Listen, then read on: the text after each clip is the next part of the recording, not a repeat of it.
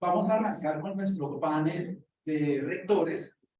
Recordarán que este panel, cuando lo describí en la mañana, iba a estar moderado por el doctor Felipe Ortiz. Felipe es el director ejecutivo de la red TTU. Sin embargo, por un tema de salud que se le presentó durante el fin de semana, no, ahí estás conectado, nos puedes verificar, corregir, Felipe.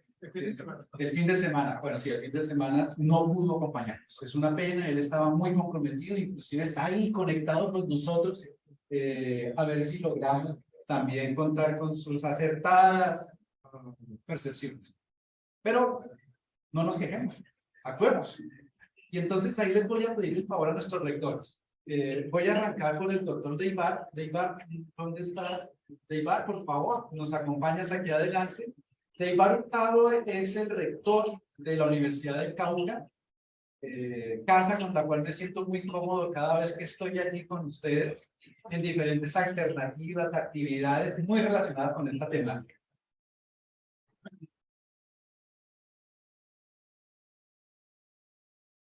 Para que no nos moleste porque vamos a estar aquí enfrente. Bueno, seguimos con Guillermo Murillo, con quien nos conocemos hace ya una buena cantidad de años.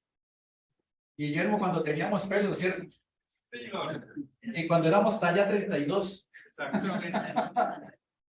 Guillermo en este momento se encuentra como rector. Le colocamos la E, sí, entre paréntesis. Por favor, no vayan a despedir todavía. Guillermo en este momento nos acompaña como rector encargado de la Universidad del Valle. Así que pues es un honor tenerte, Guillermo. Guillermo, pues adicionalmente hasta hace muy poco estuviste de coordinador en el CNA, o sea que conoces la institucionalidad, conoces al sector y además pues no sé cuántos años de profesor intermitente, muchísimos. No hubieras dicho para que no empezaran a calcular la edad. Deibar tiene además una posición bien interesante, perdóname, Deibar, que se me pasó. Tú eres el presidente de Cidesco, si mal no estoy, ¿correcto? Y desde Cidesco, pues estamos haciendo todo un ejercicio de alineación de las instituciones de educación en la zona occidental del país. Con lo cual tenemos una perspectiva que es clave para todo lo que estamos haciendo en este momento aquí en nuestra conversación. Sigamos entonces y pidámosle el favor que nos acompaña aquí el doctor Hugo. Por favor, Hugo, que gracias a ti tenemos al doctor José Joaquín Brunner sentado entre nosotros.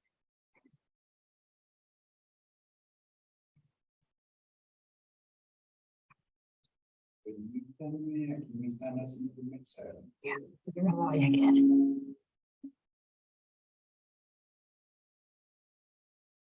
Entonces, Hugo, rector del Antonio José Camacho. Rector del Antonio José Camacho. El doctor Hugo Antonio José Camacho, de este lugar, gracias al Antonio José Camacho y al ejercicio desde Cidesco, pues estuvimos aquí sentados al doctor José Joaquín. Muchísimas gracias por todo ese esfuerzo que ustedes hicieron y que seguirán haciendo. Bien, y para cerrar nuestro panel tenemos al doctor Alejandro Álvarez. Alejandro, no nos conocíamos personalmente, pero cada vez que yo veo que el doctor Álvarez va a estar presente en alguna ponencia, en algún congreso, en algún panel, ahí mismo intento poder acompañarlo. Alejandro, hoy por hoy nos está acompañando como rector, rector de la Universidad Pedagógica Nacional y vicepresidente del SUE, del capítulo Bogotá del Sistema Universitario Estatal. Así que démonos cuenta que además de tener a representantes de la alta dirección institucional de las instituciones de educación superior en el país, tenemos también a representantes gremiales que nos están aportando también para lograr que los que toman las decisiones nos escuchen como sector. Eso es también importante que lo tengamos claro. No solamente tenemos rectores, tenemos aquí a representantes del sector. Y lo que queremos hacer ahorita es eso, que seamos representantes del sector y que conversemos aquí entre nosotros en relación con lo que es relevante para el sistema de aseguramiento de la calidad en nuestro país. Ahora bien, un tema que me interesa que empecemos a trabajar.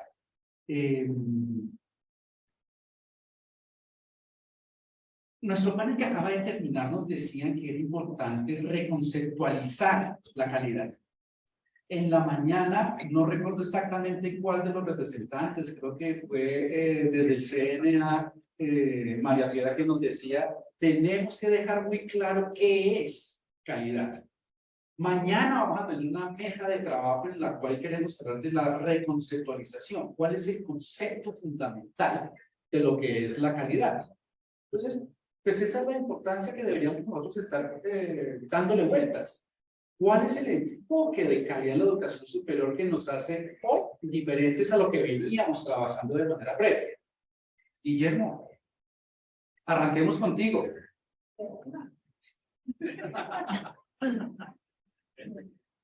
Gracias, Diego, muy amable por la invitación. Un saludo a todos, a todas, a gente que conozco hace muchos años en este sector. Saludo especial a Lina, nos conocemos hace años. Y bueno, todos los colegas que ya también, mis compañeros del CENIA. Esa es una pregunta compleja, pero interesante de aproximar una respuesta. En realidad, si esta pregunta me la hubieran hecho antes de la pandemia, mi respuesta hubiera sido otra. Y lo digo por todo el proceso que hicimos en la modificación del decreto 1330, del acuerdo 02 el CESU. Y yo creo que hoy, después de todo lo que ha pasado y lo que esta sociedad ha tenido que vivir, creo que una pregunta fundamental en la conceptualización de la calidad es qué problemas las instituciones de educación superior están resolviendo en la sociedad. Y recuerdo mucho cuando comenzó la pandemia que yo terminaba el CNA y inmediatamente el rector me ha pedido que lo acompañara como vicerrector de bienestar de una comunidad que es cerca de 40.000 personas, 34.000 estudiantes y 6.000 entre profesores, empleados, en fin. Pues justamente el gobierno nacional invitó a las universidades que apoyáramos el proceso de CNA. Y todas las instituciones de educación dijeron que sí, que claro, que aquí está. Me acuerdo mucho cuando pedían los laboratorios para hacer planes. Y 52 instituciones dijeron que sí, que tenemos. Y cuando se fue a ver, aparecieron 3. ¿Cierto? Todo lo que había que hacer, digamos, en ese momento. Entonces, yo, digamos, en esta etapa que fue tan difícil y sobre eso hemos escrito algunos artículos. Entonces, es qué problema el sistema en particular, las instituciones que están resolviendo en la sociedad. Desde las artes, vengo a hablar en un foro en el Banco de la República con el Ministerio de Cultura, desde las artes, desde la creatividad, desde las llamadas ciencias duras, desde las ciencias humanas, estamos resolviendo en la sociedad. Y eso trasciende muchos de los elementos que nosotros tradicionalmente hemos venido trabajando en los sistemas de aseguramiento. No significa que lo que hayamos hecho esté mal, no, yo creo que está muy bien. Y ha estado, digamos, y cada vez, o sea, yo creo que sí, en particular que es donde estuve, sin el CNA no tendríamos la calidad de la educación superior que tenemos hoy. Y eso yo, honestamente, soy un convencido de eso y lo defiendo en cualquier parte. Y lo puedo mostrar con datos. Pero yo creo que nosotros entramos en otra etapa. Y es en una etapa donde la educación superior no solamente debe hacer ese ejercicio de formación, de generar de conocimiento, en fin, sino, o sea, cómo es capaz de enfrentar problemas de una sociedad en su conjunto. Y eso, digamos, siempre se ha planteado en la educación superior, pero cuando ocurren fenómenos como este que yo acabo de mencionar y que todos vivimos, se pone en una apuesta diferente. Ahí es donde la educación superior y las instituciones tenemos que salir a decir, o sea, nosotros somos capaces de resolver esto con los artistas, con los científicos, con los investigadores, con las patentes que tenemos, o sea, en realidad, ¿cierto? Es donde, que es una pregunta que se ha hecho en los modelos tradicionales. Diego, yo no sé si ya se me acabó el tiempo, no sé cuánto tiempo tengo, no sé. Me dice cuánto tiempo tengo para saber hasta dónde llego, ¿cierto? Tranquilo que yo ahorita te empiezo a cortar, no te Bueno, preocupes.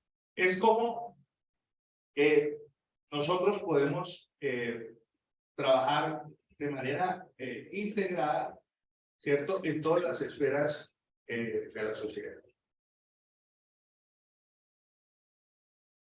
Objetivos de desarrollo sostenible, por ejemplo. Hemos hecho muchos estudios sobre objetivos de desarrollo sostenible. Entonces uno dice, incluso con mi colega Galván, que es consejero del CNA, hicimos un trabajo que yo me siento muy orgulloso de él, siempre me pareció un trabajo bonito. Cogimos todas las instituciones de educación superior y cogimos los 17 objetivos de desarrollo sostenible. Y en ese momento en el sistema activas aparecían 298 instituciones de educación superior. Y vamos a ver cada institución de educación superior cómo le aporta a los objetivos de desarrollo sostenible. Y uno puede coger cada objetivo y decir, mira, aquí hay 5 universidades o 5 instituciones de educación superior que le aportan al objetivo, por ejemplo, de océanos. 5 o 6, no hay más. ¿Cierto? ¿Y qué hacen en ese sentido? Entonces uno puede tener, digamos, y ese es un valor muy importante desde el punto de vista de la educación superior. Y eso es calidad. ¿Cómo le apostamos al tema del hambre? ¿Cierto?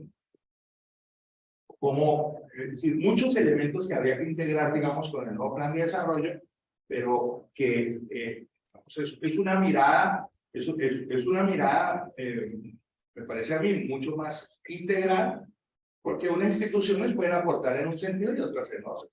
Y en eso un poco lo que decía María José, ¿cierto? Pues ahí es donde está la diversidad. Ahí es donde está el tema de inclusión, por ejemplo. ¿Cierto? Cómo nosotros valoramos esos elementos. Yo creo que esos aspectos, para cerrar, y darle digamos, la palabra a mis colegas, son centrales en una reconceptualización de lo que uno podría entender en educación superior, porque hay otros contextos, ¿cierto?, sobre el concepto de calidad. Es lo que yo diría hasta ahí. Muchísimas gracias, Guillermo. Fíjense la importancia de lo que es el concepto de reconceptualización, de la calidad. Porque lo que necesitamos hacer es pensar en función de lo que deberíamos estar trabajando para que en un futuro no muy lejano podamos hacer la reglamentación, podamos hacer la operacionalización y podamos indicarle a todos que, como diría algún político, la política es cambiante, entonces la calidad es cambiante. Digamos qué es lo que hacemos y cumplamos lo que decimos que hacemos. Leymar, ¿cuál es ese elemento diferenciador? ¿Por qué hoy la calidad tiene unas condiciones que no son las mismas que teníamos, como lo acaba de decir Guillermo, antes de pandemia, e inclusive hace 15 días? ¿Qué hay allí, Leymar? Bueno, buenas tardes para todos y para todas. Yo quiero, antes de empezar a hacer mi intervención, como señalar mi lugar de enunciación. Soy egresado de la Universidad del Valle. Y muy orgulloso por eso. Muy orgullosamente univalleño. Pero también llevo 26 años en la Universidad del Cauca como docente, o sea que soy orgullosamente unicaucano. ¿Por qué quiero arrancar por ahí? Porque en mis 26 años como docente universitario, he visto, bueno, igual también fui representante profesoral ante el Consejo Académico, varias veces fui representante profesoral, y desde ahí, desde mi lugar de enunciación, estuve luchando por garantizar una educación pública de calidad, el derecho a una educación pública de calidad. ¿Y por qué lo hacíamos? ¿Y por qué lo hago? ¿Y por qué lo sigo haciendo ahora como rector? Porque solo una educación de calidad puede transformar la vida de las personas, como transformó la mía. La vida me dio una oportunidad, esa segunda oportunidad en la tierra de la que nos hablaba García Márquez, me la dio la Universidad del Valle cuando permitió o me gané la posibilidad de ingresar a ella.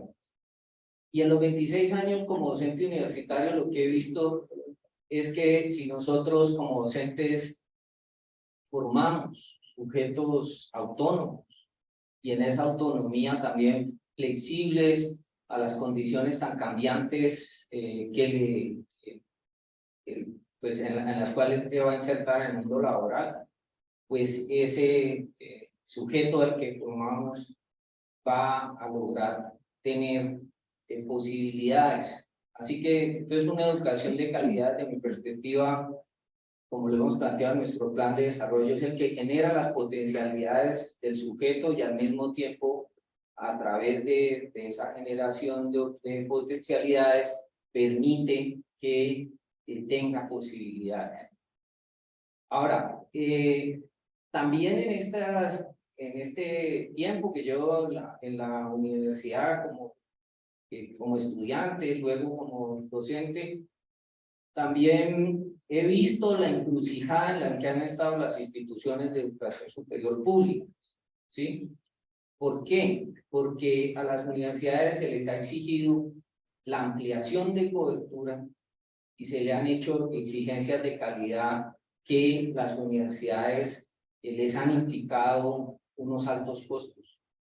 Cuando nosotros desde el SUE manifestamos que la universidad en estos 30 años que lleva la ley 30 ha sufrido una desfinanciación estructural, es porque en 30 años el sistema universitario estatal creció en 500.000 cupos y al mismo tiempo se le impusieron a las universidades exigencias de calidad que a las universidades públicas les cuestan. Si nosotros lleváramos a pie juntillas nuestro plan de mejoramiento, eso nos costaría 40.000 millones de pesos en este momento. Eso lo tenemos calculado. Así que en esa encrucijada entre ampliar cobertura y garantizar calidad es en la que nos hemos visto en estos 30 años las instituciones de educación superior.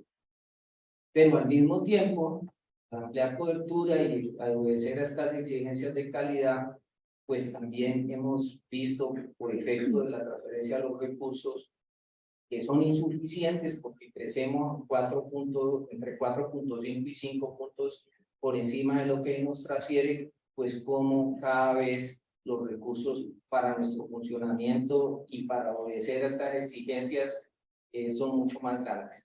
Cuando pensamos en la calidad hoy, pensamos en una calidad que ya no se limita al tema académico. Creo que ahí está la gran diferencia, el gran cambio.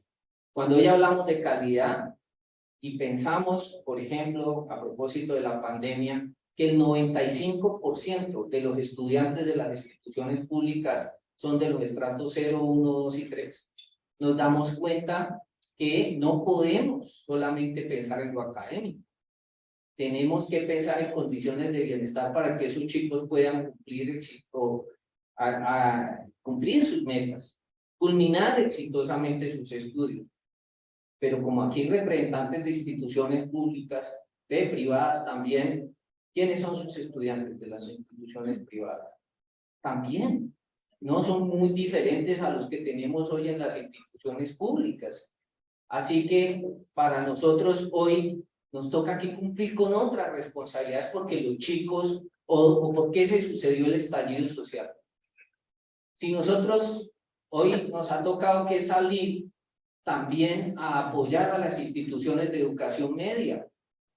Un promedio nacional de 250 puntos en las pruebas Saber 11 sobre 500 y un promedio en el Cauca de 219 puntos. ¿Qué es lo que nos está dando ese indicador? Nos está dando el indicador de que esos chicos de estas instituciones de educación media nunca van a poder ingresar a la educación superior pública si nosotros no los apoyamos.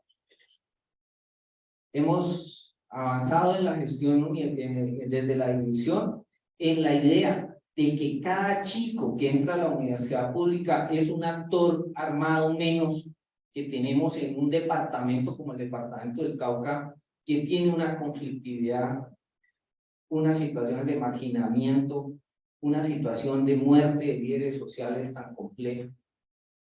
Así que hemos entendido que hoy la calidad tiene que ver con nuestra responsabilidad social, con nuestra responsabilidad en el marco de un contexto donde la universidad no puede ser la urna de cristal que está de espaldas a una realidad que se le está estallando, como nos pasó aquí también en Cali.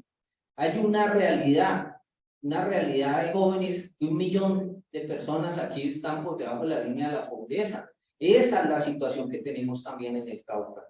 Una situación compleja, una situación que si nosotros como universidad no intentamos dar solución a esos problemas, si el Estado no interviene sobre esa realidad, va a ser muy complejo alcanzar la paz total.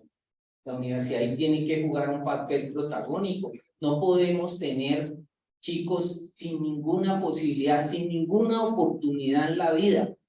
Para el caso del departamento del Cauca y para el caso de Popayán en especial, la ciudad no tiene la capacidad de absorber el talento humano que nosotros formamos. Así que el talento humano que formamos en Popayán es un talento humano para el país y yo diría que para el mundo.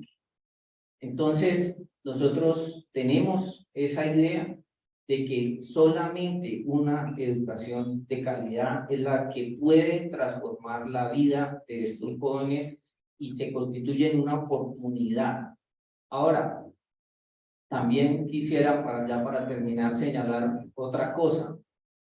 Yo siento que por lo menos en mi institución todos estamos comprometidos con la calidad. Hemos logrado avanzar en una cultura institucional en donde todos sabemos la importancia de que tiene garantizar ese derecho. Pero también le hemos pedido al gobierno nacional que siendo una universidad que cumple este año 196 años de fundada, creada por el general Bolívar, por el general Santander, que ha formado 17 presidentes de este país, reacreditada de alta calidad, nosotros no podemos seguirnos enfrentando al problema de que teniéndose Santander de Quilichao y Villarrica y Puerto Tejada quedando a 15 y 30 minutos, no podamos ofrecer oportunidad de educación superior en esos municipios porque los registros no nos lo permiten. O sea, una universidad acreditada de alta calidad debiese tener la posibilidad de actuar de manera más autónoma, porque si precisamente estamos en la idea de que nosotros no titulamos, sino que formamos, en la idea de que nosotros transformamos vidas, esa responsabilidad debiese ser una responsabilidad que le asiste a la universidad con toda esta trayectoria que tiene, y lo digo por todas las otras universidades públicas y por todas las otras universidades privadas que tienen acreditación de alta calidad. Gracias. Gracias, Neymar. Inclusive estaba mirando uno de los mensajes que me acaban de mandar, mucho público. Entonces, pues, yo miraba, si tenemos mucho público y además tenemos varios conectados. Me acaban de hacer caer en cuenta que todos somos rectores en instituciones públicas. Pero me encanta lo que acaba de decir Neymar. Esto no es un problema de las públicas. Es un desafío, y se cuenta que cambió la palabra. Problema automáticamente genera la sensación de malestar, Entonces, bueno, algo que pereza. Y entonces que si hablamos que no es un problema, sino que es un desafío del sector de manera integral, incorporando a las públicas y a las privadas, y a estos actores adicionales que han sido mencionados a lo largo de todas nuestras conversaciones, como por ejemplo las instituciones para la educación y formación en el trabajo y el desarrollo humano. Todos nosotros tenemos esa capacidad de contactar. Deivar nos planteaba también una cosa bien interesante. Nos decía que el rol que se ha tenido por parte de la universidad, y lo hablaba de su experiencia personal, era el de haber logrado, gracias a la universidad, desarrollarse. Estoy parafraseando, pero no me alejo mucho de lo que había planteado de parte. El ODS 4 lo dice de manera explícita. El ODS 4 lo que plantea es educación para todos. Educación como el gran igualador. No sé qué también lo estoy traduciendo. The Big Equalizer. Es el gran igualador. Para que esas personas estatus 1, 2 logren hacer su proceso de movilidad social. Y eso implica diferencias en los procesos de calidad que teníamos hace un par de meses, años, a lo que estaríamos manejando hoy. Pública, pero también con responsabilidades en la sociedad. Y en la sociedad es responsabilidad de todos. Por responsabilidad, sector público, sector privado. Hugo, ¿cuáles son esos elementos que hacen que la calidad, desde tu perspectiva como rector, hoy la calidad es diferente a la calidad que teníamos de la carrera? Bueno, todo el proceso que ha vivido el país en términos de aseguramiento de la calidad, creo que, y no solo el país, sino amarrado a una dinámica, que es una dinámica mundial, creo que nos ha dejado, nos ha llevado a transitar, por lo que más o menos yo me podría dar una lectura rápida como lo que sucedió cuando iniciamos nosotros nuestro proceso de acreditación de ICOTEC. Nosotros estamos desde el año 2011 acreditados, certificados por ICOTEC con ISO. Y en ese proceso organizacional nos sucedió que empezamos a explorar ese camino de la calidad, de la certificación de calidad. En ese camino tal vez tuvimos algunos tropiezos en términos de pronto sobre regular, de pronto sobre evidencia, ¿ya? Y también lo entendimos que debíamos avanzar en que el proceso también fuera eficiente, en que por estar tan enfocados en el sistema, no estuviéramos enfocados en lo esencial. Yo creo que eso un poco lo vivió también el país, ¿ya? Sin embargo, pues una de las grandes conquistas que yo diría que ha tenido el sistema es que hoy en día estamos maduros como sistema de acreditación del país, estamos maduros y hay cultura, existe la cultura. Creo que todas las instituciones, todos los profesores, todos los directivos, ya tenemos esa conciencia sobre estos temas de la cultura. Con ajustes que seguramente hay que hacer, sí. Ajustes en términos de lo que ya se ha referido en algunos casos aquí en este escenario.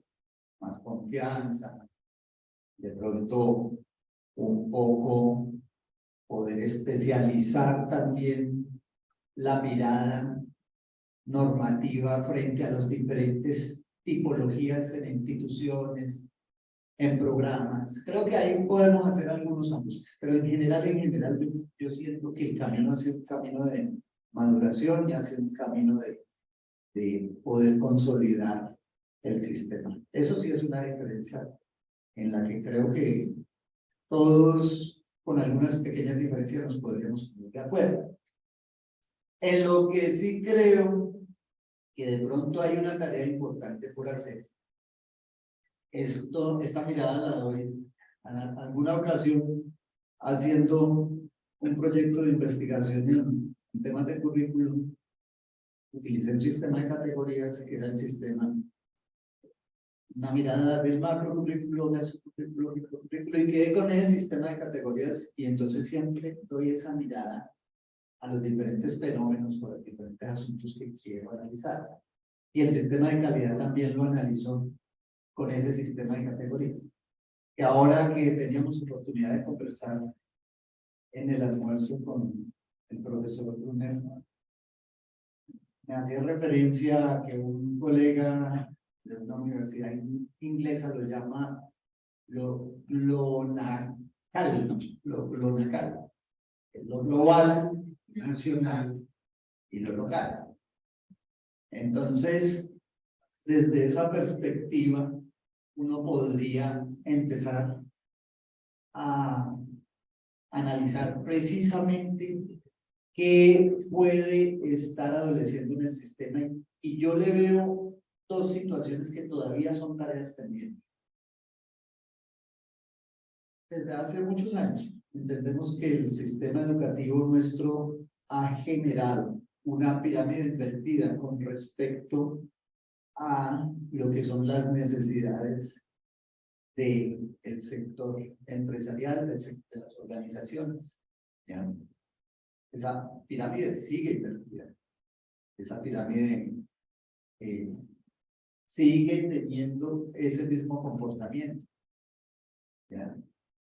Entonces, allí, por ejemplo, en términos de necesidades, nosotros podríamos avanzar en tener un sistema mucho más eficiente, en formar mucho más atemperado como a esas necesidades que hay de las organizaciones. Por supuesto, eso produce un asunto que es connatural, por supuesto, a eso, y es que en la cultura, en nuestra cultura, existe también una mirada hacia la educación superior muy desde la perspectiva de la cientificación, es decir, desde el título profesional, y realmente hay una tarea muy importante todavía en otros niveles, en desarrollar fuertemente otros niveles de formación. Creo que ahí podemos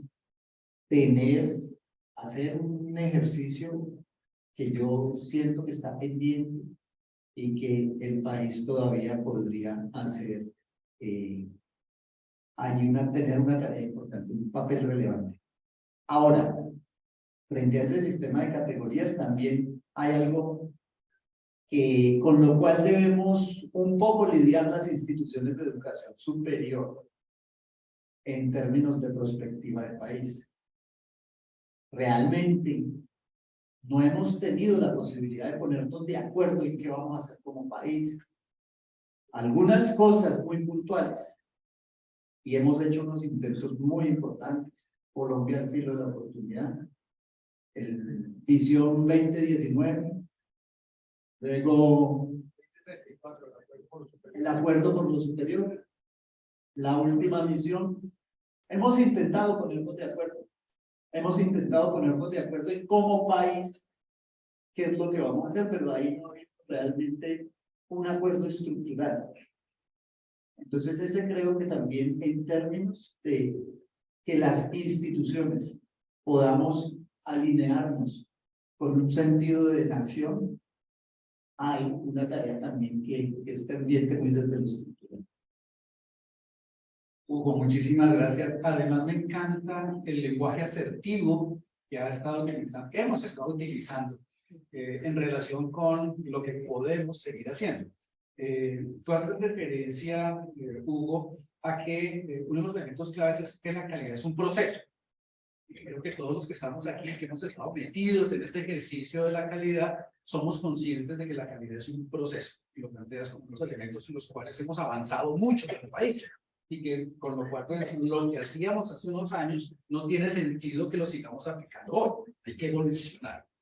Y luego en ese modelo asertivo del lenguaje, pero no dices problema.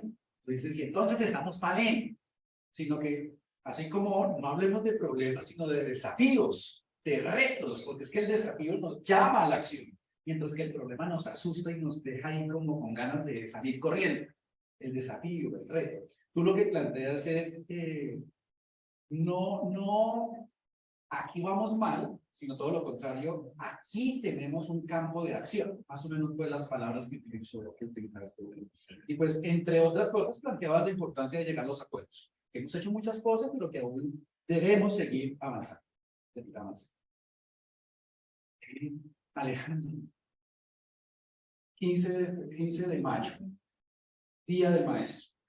Y esto fue porque por allá, yo no me acuerdo en qué año, tal vez fue por allá en la década de los 50, uno de los papas importantes, Pío XII tal vez, alguno de ustedes me puede corregir, dijo que el santo que estaría asociado a los docentes era San Juan de las Salles, San Juan Bautista, no estaba tan lejos, estaba tan lejos.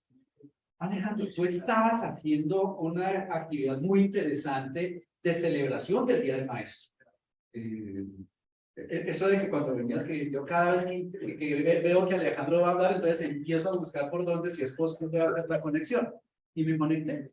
Esto fue hace 3 días, ¿no? Hace 3 días estaban haciendo la celebración del Día del Maestro y en particular se hizo una referencia muy interesante a lo que el doctor Vasco había desarrollado. Y yo dije, pues si va a tener a Alejandro en estos días para conversar respecto de esto. Y el doctor Vasco, pues fue uno de los gestores de lo que estamos haciendo en ese momento, que implica el diálogo alrededor de los elementos críticos. Entre otras, la calidad.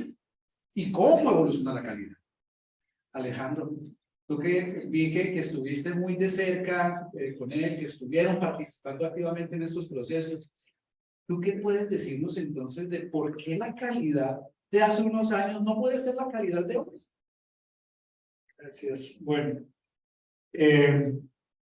gracias por esa entrada, porque efectivamente para nosotros como Universidad Pedagógica, pues el Día del Maestro tiene una especial significación y lo quisimos dedicar este año a hacerle un homenaje a lo que tanto nos aportó a la educación, a la enseñanza, a la pedagogía, a la didáctica, desde el campo de la matemática, pero le cupo en la cabeza la educación de este país.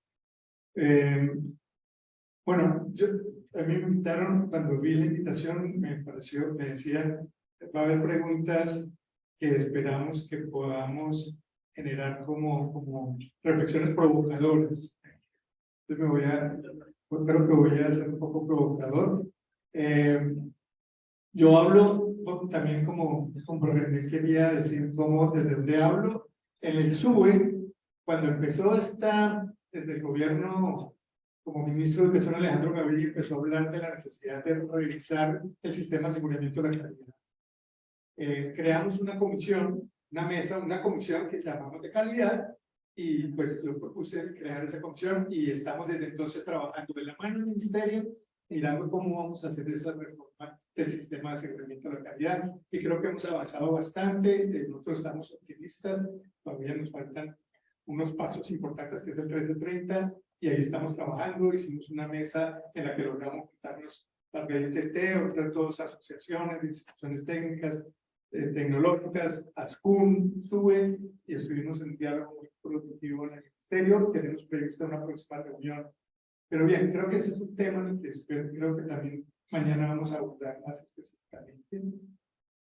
Pero yo quisiera plantear esto. Yo no sé si nos arriesgáramos de pronto a poner entre paréntesis o en interrogantes el concepto mismo, calidad. Porque a veces se nos olvida de dónde viene y cómo llegó a la educación. ¿Sí? Esto es relativamente reciente. ¿Desde cuándo empezamos a hablar de educación de calidad? Eso viene como de los años 70, es relativamente reciente. Entonces, me preocupa porque el concepto de calidad nos empezó como a hacer creer que lo que hacíamos podía ser medido. Ese fue uno de los problemas.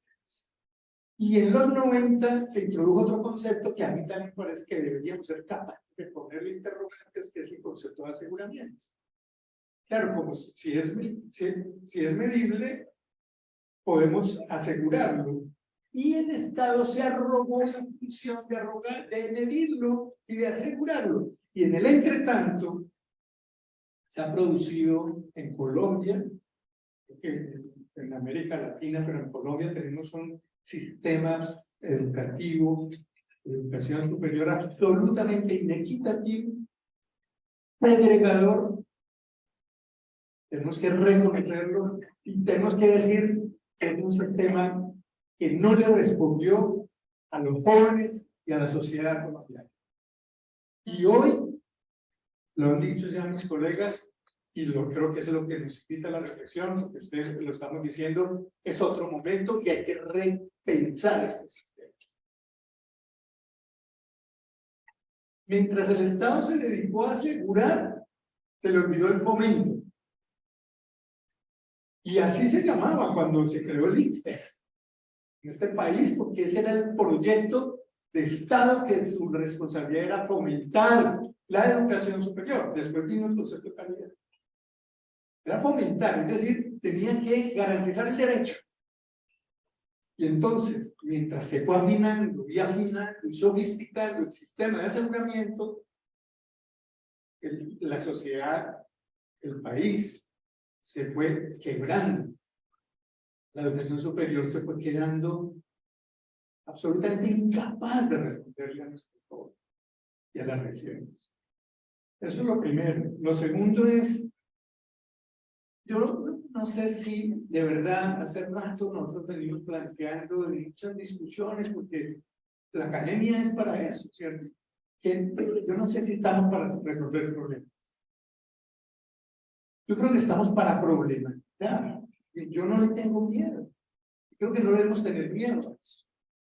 Porque nosotros, y cuando digo problematizar es porque nosotros tenemos que tomarnos en serio lo que en la modernidad, en el occidente moderno, se le dijo que debía ser la educación superior, y era pensar, es decir, creernos, tomarnos en serio que somos la inteligencia de una sociedad. Y yo no le tengo miedo a ese concepto, a este tema de la inteligencia artificial.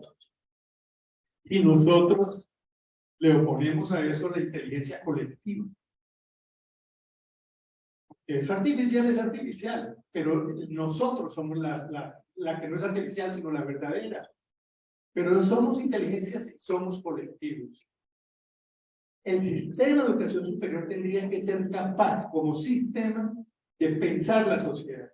Y de problematizar quiere decir de proponerle alternativas. Cosas diferentes.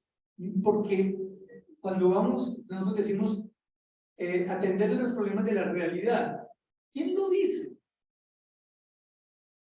Si nosotros no somos capaces de interrogar esa realidad, no vamos a poder innovar. Es decir cosas alternativas. Que las cosas no están funcionando. La realidad no. Entender la realidad es atender la injusticia, la desigualdad. Pero salir de ahí es lo que es la inteligencia. Creo que si no es el sistema de educación superior, no sé quién más. Pues sí, ¿lo vamos a dejar a la inteligencia artificial? Pues claro que no lo va a resolver. Para mí, más que, si quieren utilizar el concepto calidad, vamos a enredar un problema lingüístico, digamos. Pero yo digo, pongamos las cosas bien. ¿Quién puede definir qué es bien en la academia si no es la academia misma? Si no somos nosotros los que tenemos que vigilar que lo que hagamos, lo hagamos bien. ¿Qué hacemos bien? Enseñar, investigar y proyectarnos a la sociedad. Eso está, digamos, definido, creo que no tenemos duda en eso. Es decir, lo que hoy, si se quiere plantear en términos de desafíos, tenemos que plantearnos en este giro, porque sí creo que es un momento histórico para repensar el sistema y con todo lo que eso implica, es autoexigirnos. Y hay un problema ético ahí en juego. Porque si el ministerio nos suelta como esperamos que nos suelte y nos está soltando por las normas, y si vamos a ser capaces de que el 1330 de verdad dé pasos importantes en eso, de lo que se ha hablado ya aquí y con este nuevo gobierno se ha hablado de la confianza, de la autonomía, de la mayoría de edad, lo han planteado, ya dicen tenemos mayoría de edad. Si tomárnoslo en serio quiere decir vamos Es decir, vamos a tener que acudir a un asunto profundamente hecho. Es decir, nos vamos a exigir nosotros hacer las cosas bien. Pero el Estado, creo que hay que volver 40 años atrás, 50 años atrás, le vamos a tener que decir, ustedes tienen la responsabilidad de garantizar el derecho a la educación, tenemos que volver al fomento de bueno. Tengo la costumbre de ir tomando notas. No sé si me dieron cuenta. Esa es la técnica para poder alcanzar a coger todas las ideas que nos acaba de soltar Alejandro. Me corriges si me diría que primera cosa importante. Provocación. Y creo que todos lo hemos hecho. Creo que todos lo hemos hecho porque esa es la invitación. La invitación en este foro, en este espacio, es el de ser provocadores, el de ser críticos, pero no destructivos, críticos per se, sino he sido reiterativo, críticos constructivos, en la perspectiva de generar propuestas de acción. Creo que lograríamos tener mañana el cierre de nuestro evento. Y Alejandro nos planteaba un tema que ya también habíamos previamente comentado, que era esa polisemia del concepto de calidad, que inclusive se planteaba, ¿para qué nos desgastamos en hacer esa discusión? Yo creo que es un poco la línea que nos está planteando Alejandro.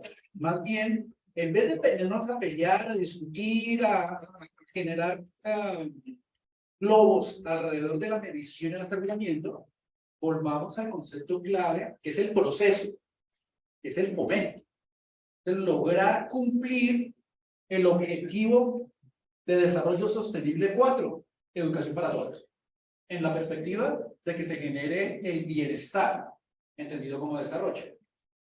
Adicionalmente, planteabas un tema interesante que está asociado al uso de tecnologías. Cuando hablabas del chat GPT que nos va a dejar sin de pronto trabajo o pensar si tenemos o no que calificar, porque pues ya los ensayos nos van a hacer estas herramientas, sino que deberíamos estar pensando de manera, comillas, innovadora, porque lo importante es el humano. Esa es mi área. Con los que hemos comentado y quienes me conocen saben que mi área de experticia, no solamente académica, sino también en la práctica de las organizaciones, es el uso de tecnología. Y esto no es un problema de tecnología. Y yo utilizo la palabra problema porque es que pereza. Esto no es un problema de tecnología. Esto es un desafío de talento humano. Porque nuestra responsabilidad como instituciones de educación superior es empoderar a los ciudadanos. Y por eso la importancia de que pensemos de manera crítica y que le demos esas habilidades, potenciemos esas capacidades para que pensemos nuestros egresados como humanos. Con la tranquilidad de que la tecnología nos va a apoyar. A mí me encanta un ex rector de la Universidad Nacional de Colombia, el doctor Mantilla, es un pensador también espectacular, y replicó un meme de South Carolina, en la Universidad de South Carolina, en 1986, los profesores, en una protesta para que no autorizaran el uso de las calculadoras en las clases. Entonces yo me imaginaba lo que nos está ocurriendo en este momento con el ChatGPT, y que algunas instituciones en algunos lugares del mundo están diciendo ChatGPT, eso no se puede utilizar. CNN publicó en el mes de febrero un artículo muy interesante en el cual se planteaba que se prohibía el uso de ChatGPT en el estado de Washington.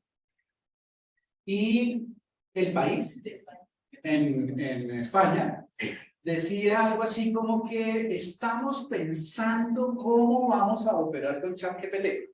En el entretanto, no lo usemos. Dice, a ver, eso no tiene mucho sentido. Eso por lo que estaría uno pensando en la máquina que va a suplantar a los humanos, cuando no debería ser así. Cuando no debería ser así.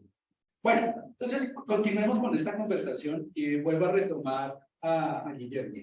Guillermo, hemos estado conversando al respecto de lo que es el concepto de la calidad.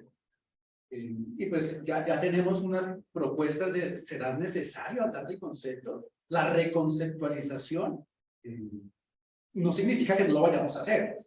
Significa que hay que hacerlo con cuidado y de manera asertiva y provocativa. Ahora, Valle del Cauca. Estuviste en el nivel nacional, en el CNA. Y seguramente se detectaron esas diferencias, esa diversidad que tenemos como sector. ¿Cómo ha influido el concepto territorial en la calidad de la educación superior? Y esto no te estoy cogiendo a quemarropa, ¿no? Que conste, para que todos sepan que estas preguntas las habíamos preparado de manera previa.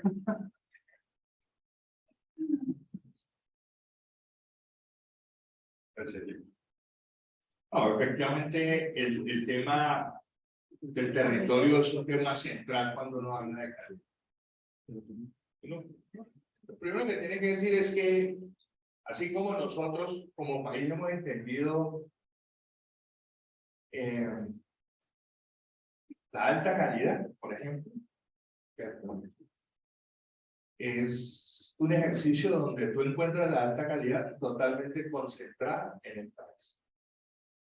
Eso los colegas del CNA lo saben, la gente que tiene, digamos, sedes regionales lo saben. O sea, cuando uno coloca el mapa de Colombia y mira dónde están las instituciones acreditadas de alta calidad, uno lo que encuentra es alta concentración.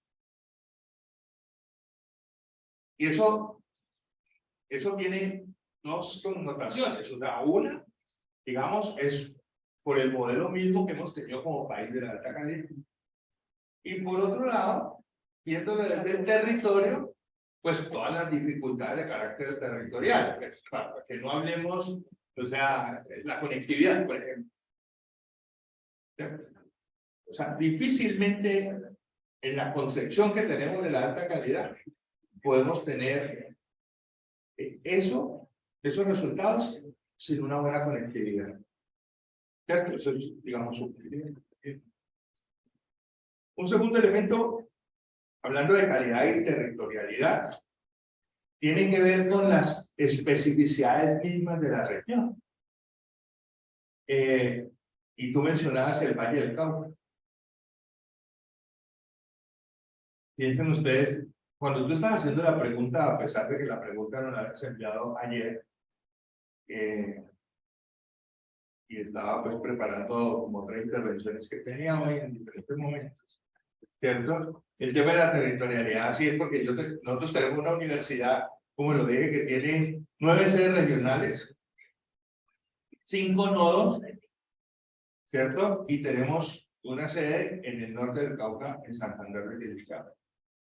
Y si tú me preguntas, a ver, digamos, en Buenaventura, en Pacífico, ¿cierto? O anteayer estuve, por ejemplo, en Tuluá y Buga, pues son diferentes. ¿Cierto? Tienen los expertos en educación hablan de digamos, contenido de conocimiento, ¿cierto? O sea, pues lo tienen diferenciado, totalmente diferenciado. Y aquí estamos, digamos, universidades públicas y universidades privadas. Y el tema del territorio atraviesa, digamos, los modelos de calidad. Porque si no, entonces, pensar la calidad con unos determinados criterios, la calidad termina siendo, y perdóname que lo plantee así, pero digamos, también trajinado por la sociología y la antropología, ¿cierto? El tema de la cultura. O sea, cuando hablamos de cultura, la cultura te acepta, te incorpora o te excluye. Punto. Elementos de carácter cultural, el tema del lenguaje, el tema de los símbolos, el tema de los ritos, el tema de los mitos, ¿cierto? O sea, son diferentes. Son diferentes. Son diferentes en Pacífico, ¿cierto? Son diferentes en las comunidades indígenas. Nosotros tenemos 2 cabildos en la Universidad del Norte del Cauca y otros en la ciudad de Cali, los cabildos indígenas. Y nosotros he tenido en el cabildo indígena un par de niñas en el consejo directivo que escasamente hablan español, ellas lo que hablan es portugués, porque vienen de la frontera con Brasil, ¿cierto? Y tienen otras, y nosotros, pues, yo soy el vicerrector de Bienestar y hemos hecho estudios donde una cosa es la cultura pacífica que tiene una tradición oral impresionante, ¿cierto? Y otra cosa son otros territorios donde, digamos, las tradiciones son diferentes. Y entonces tenemos el mismo modelo de calidad para todos.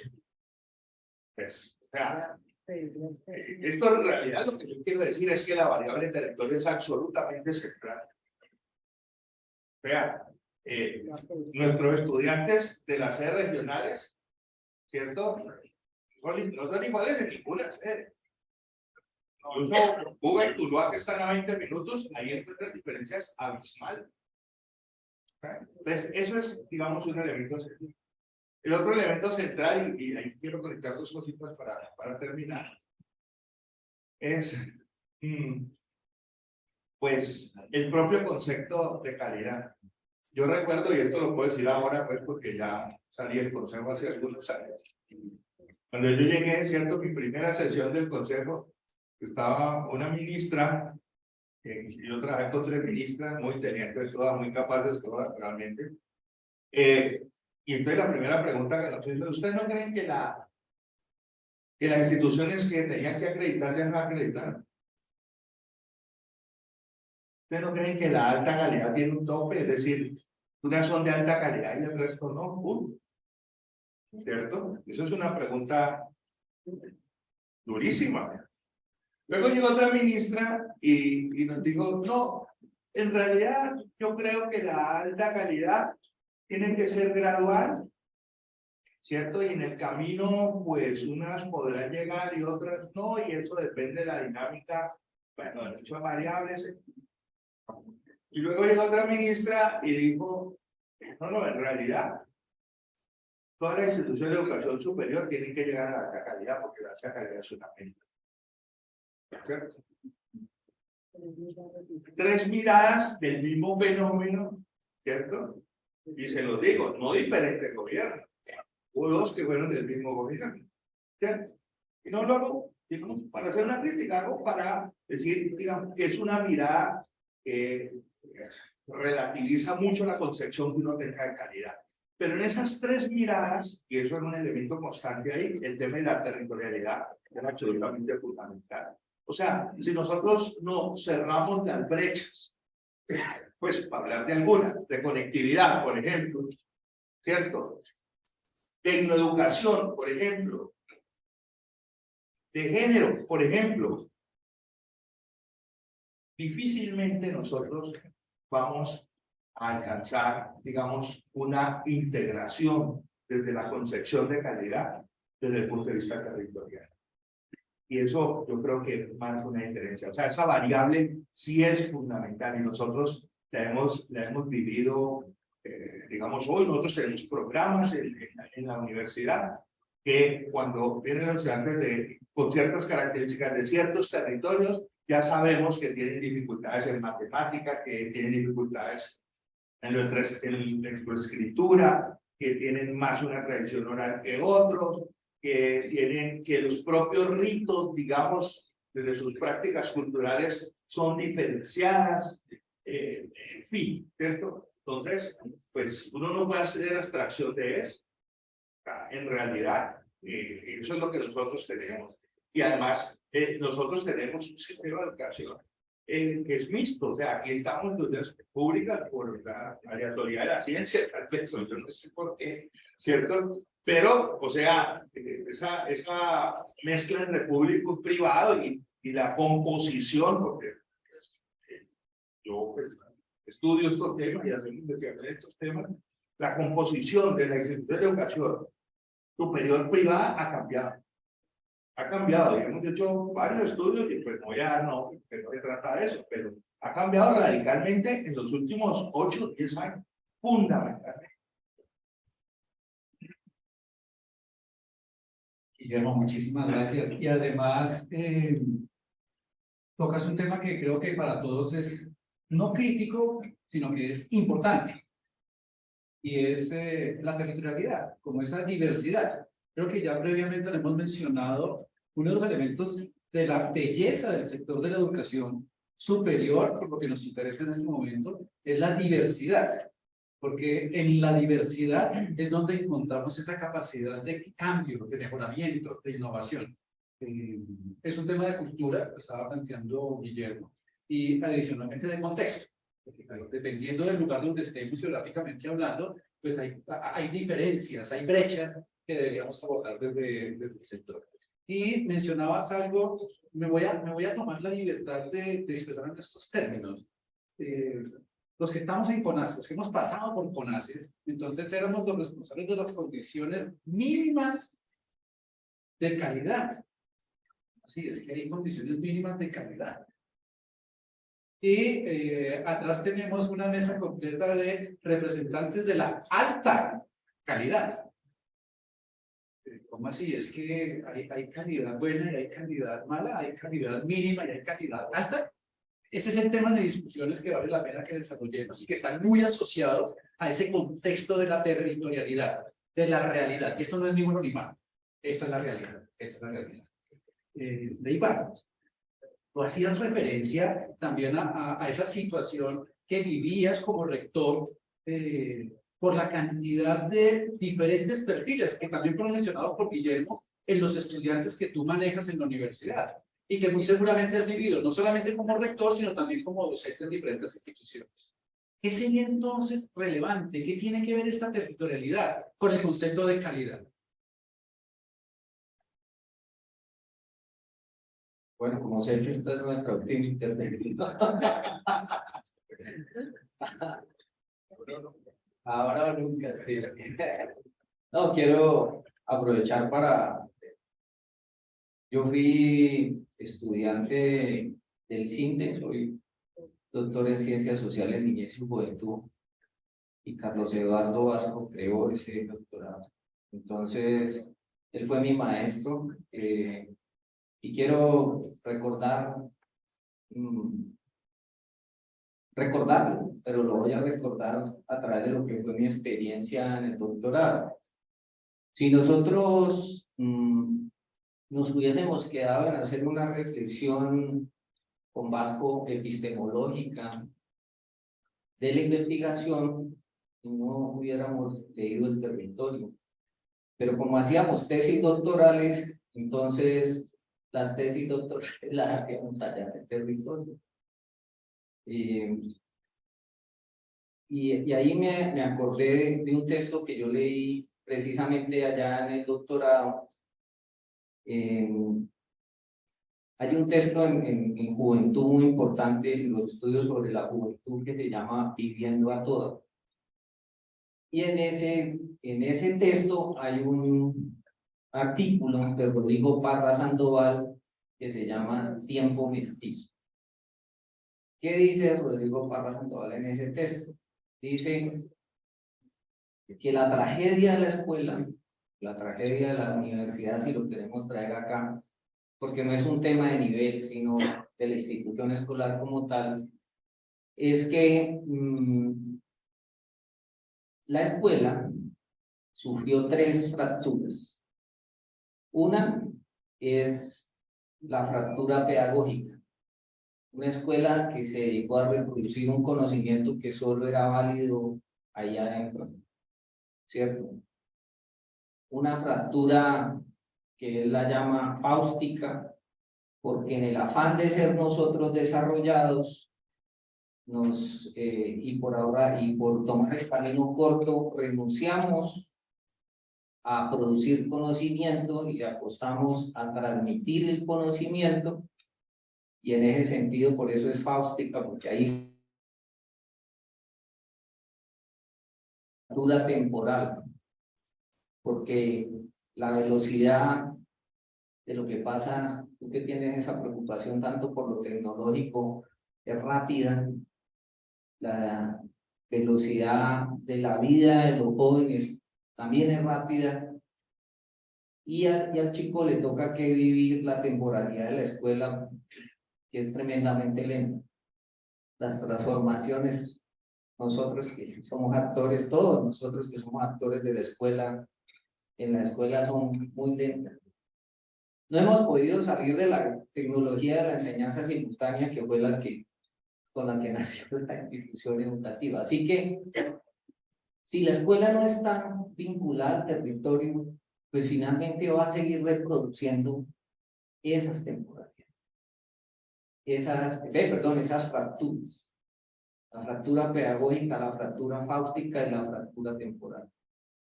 Lo que nos permite ponernos en diálogo con el territorio, y yo no creo que haya calidad sin territorialidad.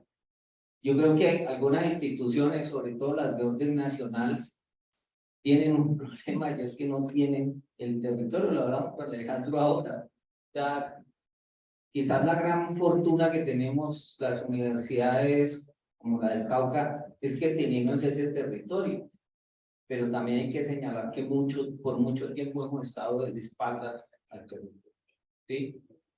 Y hablemos del territorio caucano. Tiene la segunda población afro más grande del país. Es el primer departamento con más cabildos en el país, indígenas. Entonces nosotros podríamos decir, porque claro, cada que cierran la vida, la gente, esos desgraciados indios, ¿cierto? Porque lo vivo y porque lo escucho, ¿cierto? Pero hagamos este análisis. En 1994 salió la Ley General de Educación que habló de la educación por poblaciones, para las poblaciones, y en el 95 nace el programa de licenciatura en educación en la Universidad del Cauca. El primer programa con carácter étnico que nace en el país. Y ese programa fue el que llevó a través de esos procesos formativos y de empoderamiento de los movimientos sociales a que hoy no haya un movimiento más poderoso en el país y más convocante en el país que el movimiento indígena. ¿Sí? Entonces, ha sido un proceso de formación, y hace más de 10 años hoy en la Universidad del Cauca se está trabajando el tema en educación afrocolombiana. ¿Sí? Entonces, claro, si la universidad es el escenario para pensar y para enseñar a pensar, pues eso tiene riesgos, porque obviamente el que piensa no acepta pasivamente. Entonces, yo no creo en una calidad sin territorio. Y quizás lo que yo sí creo es que eso lo que implica es una enorme responsabilidad, porque si la universidad no se vincula con esas necesidades que tienen los territorios y las personas que habitan ese territorio, si no tenemos la capacidad de ser solidarios frente a lo que ahí sucede, pues lo que va a pasar, es como ya no se viene pasando, es que esa realidad nos estalla en la cara. Y finalmente, para el caso de lo que está pasando en el departamento y lo que está pasando en el país, el reclamo por nuestro derecho a la paz es un reclamo vinculado con el territorio, ¿sí? Por el derecho, o más bien si lo podemos llamar, si somos solidarios ambientalmente, por el derecho al agua, a la tierra, y si la universidad es el escenario del pensamiento y es el escenario del involucramiento con las necesidades del territorio, pues créeme que sí tenemos muchas cosas que atender, ¿sí? Si la universidad se constituye en una posibilidad para las personas, seguramente ya nuestra responsabilidad no va solamente con el chico que ingresa a la universidad, sino que se amplía, y en ese sentido nuestras obligaciones hoy por hoy son mucho más que las obligaciones que tenemos en el día de hoy. Yo siempre le pido a la vida, no una vida sin problemas, sino le pido carácter para intentarlos. Ese es mi desafío. Muchas gracias, Deivar. Inclusive hacía referencia a algo importante, que el doctorado es en el ámbito de la sociología, el doctorado en ciencias sociales. Dije hace un rato, yo soy del área de tecnología y además pues me he desempeñado en el ámbito de las ciencias administrativas y me fui a hacer un postdoctorado en Inglaterra, en el Reino Unido, en educación mediada con tecnología. Yo en ese momento era un talibán extremista del uso de la tecnología. Yo decía, de verdad, que las universidades pues, realmente tienen poco futuro, porque pues, finalmente la información la vamos a conseguir en Internet y eso pues, va a ser muy fácil. Y lo comentábamos hace un momento en la conversación con José Joaquín, de pronto nos vamos a quedar sin puesto porque pues, unos pocos van a tener la capacidad de ser los maestros y los demás pues serán los simples operadores. Yo no estaba muy alejado de esa realidad. No me fui a hacer mi postdoctorado en una escuela de negocios, siendo del área de ciencias administrativas. No me fui a hacer mi postdoctorado en una escuela de tecnología, porque iba a hablar de tecnología en la educación. No me fui a hacer mi postdoctorado en una escuela de educación, si vamos a hablar de educación. Gracias a una, ¿cómo podríamos decirlo? Se alinearon los astros y terminé en una escuela de sociología, haciendo mi postdoctorado. Vieran la porrilla monumental que me han pegado en función con el uso de tecnología en la educación. Porque, lo dije hace un rato y el doctor Paulo Freire también lo hacía continuamente en sus conversaciones, la tecnología es una excelente herramienta. Pero el desafío es humano. Y el doctor Vasco lo decía continuamente. El desafío es humano. Y es humano porque tenemos diversidad. Y es diverso porque venimos de diferentes regiones y con diferentes contextos territoriales. Me encanta cuando hablas de esas tres fracturas.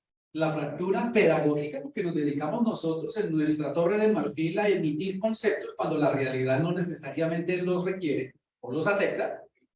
Esa fractura, y me encantó, fáustica.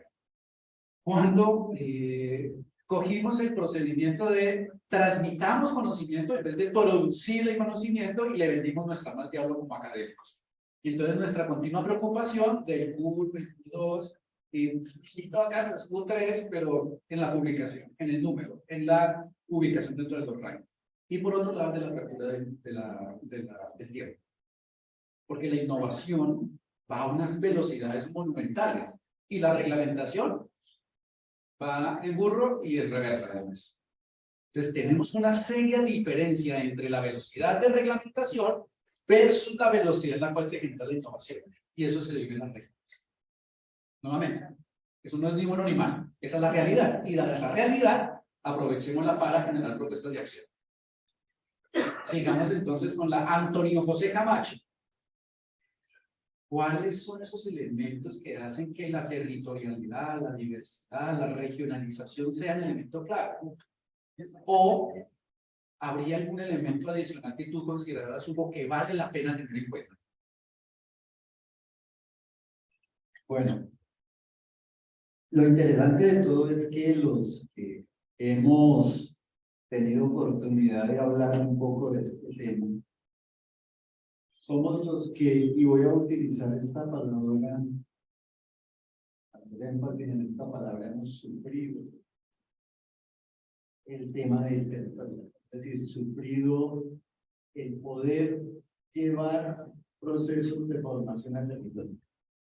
Definitivamente, pues hay unos desafíos enormes ahí. Porque la educación realmente es una subcategoría del desarrollo. Ese es un solo componente. Creo que aquí ya de diferentes maneras lo hemos referido. Es decir, en los territorios hay que llegar con una propuesta diferenciada, una propuesta que reconozca culturalmente y a partir de los elementos étnicos, de los elementos que tienen que ver con incluso la naturaleza. Es decir, no puede ser la misma oferta que tenemos en los centros poblados.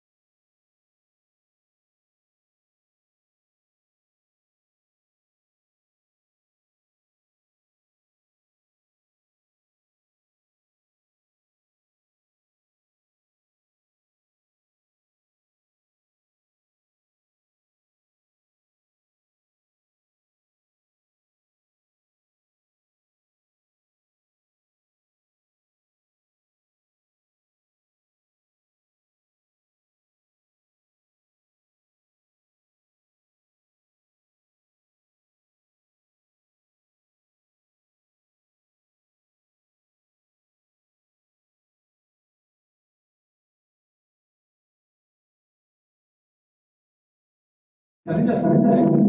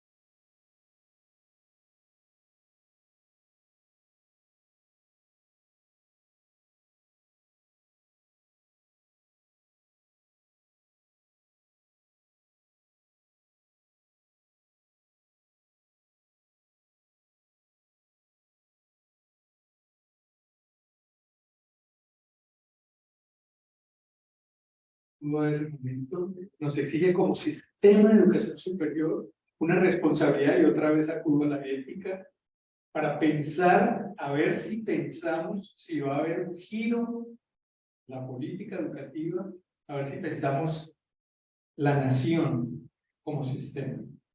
Porque el sistema actual, repito, en términos de distribución territorial es absolutamente inequitativo, desigual.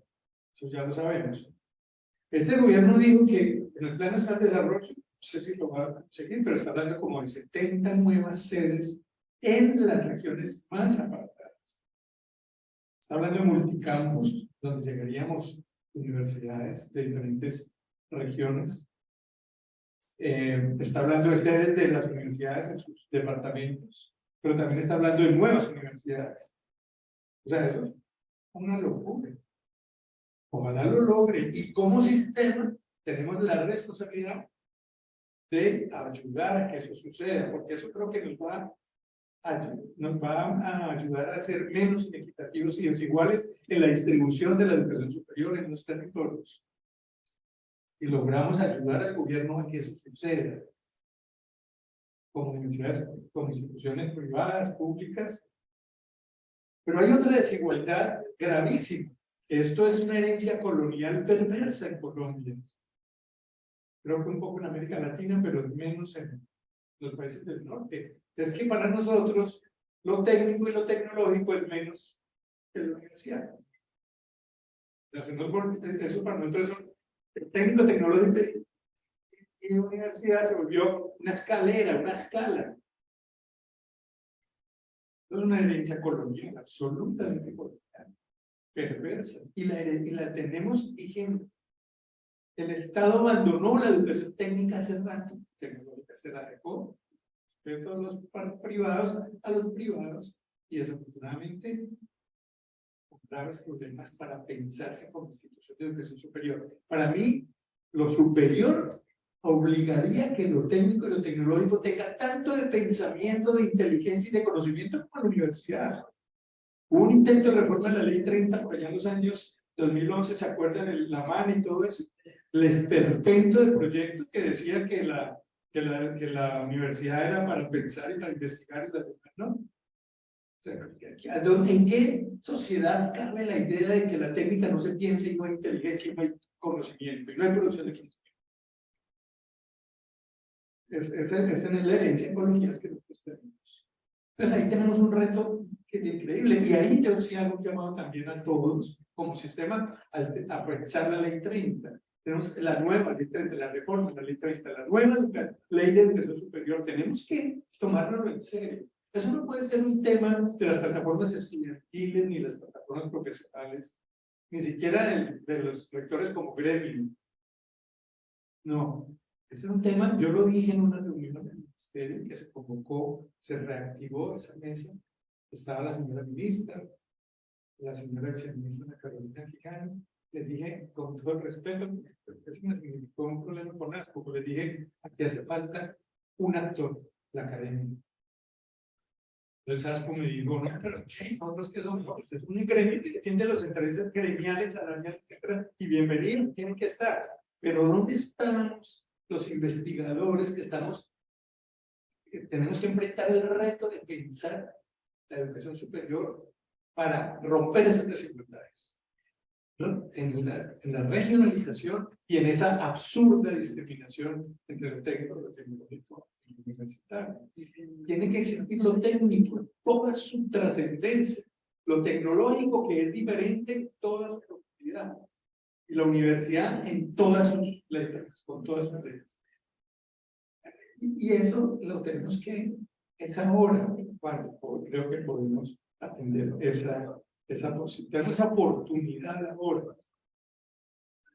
Como nos dedicamos tanto tiempo y se nos fue el tiempo pensando cómo asegurar la calidad, nos olvidamos de pensar la equidad y de pensar la distribución adecuada de la educación superior en el territorio. Termino con una reflexión también que creo que es provocadora en el buen sentido, por supuesto. Esto de la diversidad, lo digo porque también he estado cerca de los debates que hay en las organizaciones indígenas y afrodescendientes.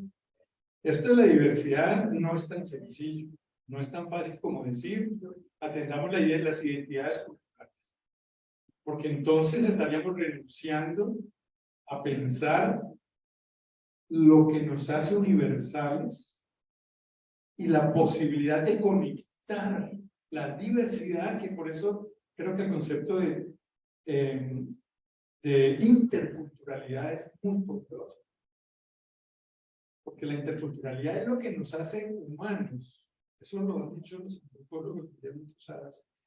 Eso es lo que nos hace humanos, es la posibilidad de conocernos en la diferencia, reconocernos en la diversidad, en la diferencia.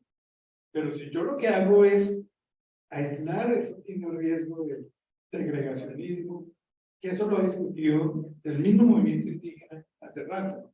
Por eso los sapos y los indígenas también reclaman escuela y reclaman universidad y educación superior con todas las letras. Entonces, eso es un llamado como para que siempre tengamos mucho cuidado de pensar qué significa atender, estar en el territorio. O sea, no es solamente pensar que, digamos, a mí me parecería buenísimo que la Universidad del Cauca, creo que lo tiene, seguramente que sí. Conozco además el programa de educación por la cercanía con varios colegas de allá, de la educación del Cauca, que ha liderado ese movimiento en el país y hoy está peleando por el reconocimiento de esa red de instituciones que tienen programas de educación. Pero yo sé que el ideal sería que pudiera haber tantos llanos, tanto Caribe y tanta metrópolis en la Universidad del Cauca como se pueda. ¿Sí? Como se pueda. Y eso es lo que nos hace en este caso universidad. Pero toda la educación superior tiene que ser capaz de pensar eso. Eso para mí sería también como un llamado a pensar. Y termino ahora sí diciendo que también hay un problema y con la reforma de la ley 30 tenemos que ser capaces de decir como país, cuando digo como país es el Estado y el sistema, como país, ¿cómo vamos a enfrentar ese reto como instituciones de lo que está pasando con las formas de enseñar, de educar, de formar, más allá de la institución educativa formal? quiero que pensemos el tema del marco nacional de cualificaciones y todo el espectro inmenso y poderoso de las microcertificaciones que nos está reponiendo el reto de decir, y entonces nos volvemos una gran pulsera, nos vamos a volver una gran Platzi, vamos a entrar en el mundo de cómo satisfacemos el mercado laboral en la lógica además de la velocidad y del cambio y de la rapidez para que sean tienen un nombre que sean capaces de trabajadores polivalentes. Yo digo, sí, tenemos que estar atentos de eso, pero también yo creo que si la sociedad no toma la decisión, y voy a querer ser como producir discusión con René también en otra cosa. No sé si era el sentido lo que querías decir, pero no, lo formal es quizás de lo poco que queda en esta sociedad, la educación formal, yendo de escuela, de los pocos espacios que quedan en esta sociedad para ir más lentos y no a la velocidad que nos exige. Ese mundo en donde no nos hace, esa velocidad no nos hace sino banales y nos expone a ser, nos expone como sociedad a los discursos facilistas detrás de los cuales pelechan los populismos y por esa vía también todas las formas autoritarias de sociedad. Entonces, o tomamos los tiempos para pensar con otras velocidades que son las de la escuela, yo ahí defiendo la escuela, o vamos a hacer esto, a ponerle el acelerador a ese mundo de las banalidades a que nos invitan las formas como con ciertas velocidades quieren que caminemos. Eso sería. Alejandro, me encanta cuando amplías el concepto de la diversidad, no solamente a lo territorial y regional, sino que lo incorporas dentro de un amplio espectro de esa diversidad. Inclusive me llama mucho la atención un tema que mencionas y que en general no habíamos tocado a lo largo de las discusiones, presentaciones del día de hoy, que tiene que ver con esa integralidad desde la oferta. No solamente son las instituciones de educación superior, universidades, sino que son las instituciones de educación superior desde la perspectiva de universidades, instituciones técnicas, tecnológicas, fundaciones universitarias y toda esa juridicidad que tenemos al interior de las DIES. Y que la responsabilidad no solamente es del sistema de educación superior, sino que es del sistema de educación sin apellido. Cuando incorporas allí, y aquí yo creo que debe ser música para los oídos de nuestro gerente de FODESE, el Sistema Nacional de Cualificación. Porque todas estas instituciones que están formando para el trabajo y el desarrollo humano también tienen una responsabilidad muy grande. Y tú también hablabas, y eso sí se menciona de manera previa, las instituciones de educación, sin apellido. Entonces, tenemos que llamar a esta discusión, a este diálogo, a este ejercicio de acuerdos a la básica, a la media, al preescolar. Y me encanta una frase del doctor Freire cuando dice que el colegio, así lo dice, el colegio no está llamado a llenar los espacios que debe cubrir la familia. Y entonces allí no solamente sería un sistema de educación desde la perspectiva institucional de básica, media, preescolar, superior, de formación para etapa de desarrollo humano, sino que también debe incorporarse dentro de la discusión a la familia. Creo que eso es un elemento que yo rescataría y que me atrevo a hacer el fraseo de lo que tú estabas planteando en esos términos. Importante también, reconocernos en la diferencia. Creo que eso es una frase maravillosa. Lo hermoso del sistema de educación, del sector de la educación, es el disenso. y es encontrar los necesarios consensos en medio de ese disenso, haciendo un reconocimiento a la diferencia. Y por último, la institución no es el formalismo, la institución somos todos. De verdad que a todos, muchísimas gracias. Esto es un ejercicio que esperamos poder compartir las conclusiones dentro de los documentos que vayan a surgir. Adicionalmente, pues tuvimos, como se dieron cuenta, un pequeño inconveniente de conectividad. Pues a pesar de que los computadores seguían funcionando, a pesar de que nuestro sistema de sonido seguía funcionando porque teníamos baterías, hubo un instante, un rato, que nos quedamos sin conectividad en Zoom. E inclusive cuando finalmente logramos la conectividad de Zoom, ninguno de los equipos había quedado como anfitrión y por lo tanto no teníamos la capacidad de activar micrófonos y no hacían más que escribir por todas partes: sonido, sonido, ahí los estamos viendo que hablan, pero no hay sonido. Ya lo alcanzamos a corregir y ese espacio, pues, nos sentaremos con lugar a tomar esas interesantes palabras que dijo en el momento en que cayó la conexión.